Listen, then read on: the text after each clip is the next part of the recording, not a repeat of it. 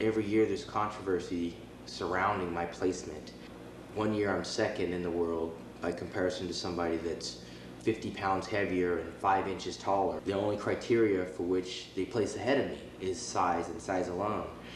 I'm a little bit disillusioned with the judging procedure. I'm sure a lot of the fans are too. I get letters every day being frustrated with the current trend in bodybuilding, in that they've gotten away from what bodybuilding is all about. Bodybuilding is about building muscle and size, there's no question, but to the exclusion of symmetry, proportion, definition, presentation, and all the things that they say they judge on isn't fair. And I seem to be coming up short on all scorecards when you take in the other factors besides just enormous mass. Right now in 1996, the flavor of the year is mass.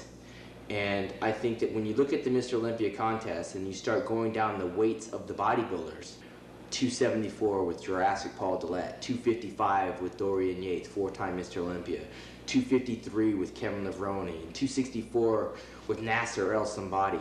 That all sounds impressive. But when you start breaking it down and analyzing bodybuilding for what it's supposed to be, the shape, the symmetry, the genetics, the balance, the pleasing tone of the skin, the color of the skin, the tie-ins on the muscles, it's really hard for me to understand how some of these guys are winning contests and placing in places that I don't think they deserve. But I know the answer and I know why. And for that reason, I've become one of the more controversial bodybuilders. People ask me my opinion and I tell them what I believe or what I think. And in doing so, sometimes I get crucified for it. But I sleep well at nights. My placements sometimes, I think, hurt me because of some things I've said. But if you ask me a question, I tell you the truth. You can like me or hate me. That's not my goal, trying to make friends when I'm on the stage at the Mr. Olympia. My goal is to just do the best that I can do.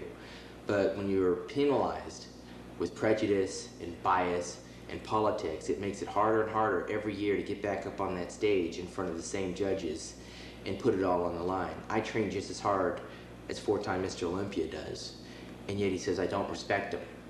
In 1994, he came on stage with a torn bicep and a bloated stomach and a lot of missing detail that Mr. Olympia should have, or what he displayed in '93.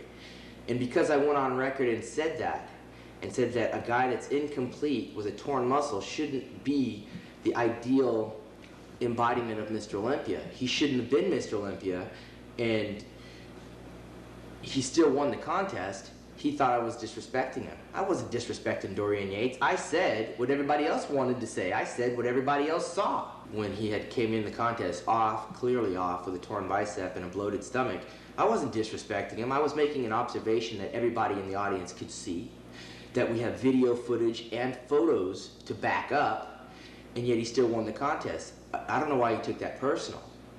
He's the first one to tell you he was off, he was incomplete. So that if they're going to reward somebody that comes in off and incomplete with only one arm, then that tells you there's something wrong with the system, not something wrong with me, because I pointed it out. I didn't disrespect Dorian Yates. I don't even know the man. I could care less what Dorian Yates does or his opinion of me. He's taking food off of my table. When I get on that stage, he's the enemy. He's the one I'm trying to knock out. He is the one, supposedly, that the judges are saying is setting the standard. I'm not trying to look like Dorian.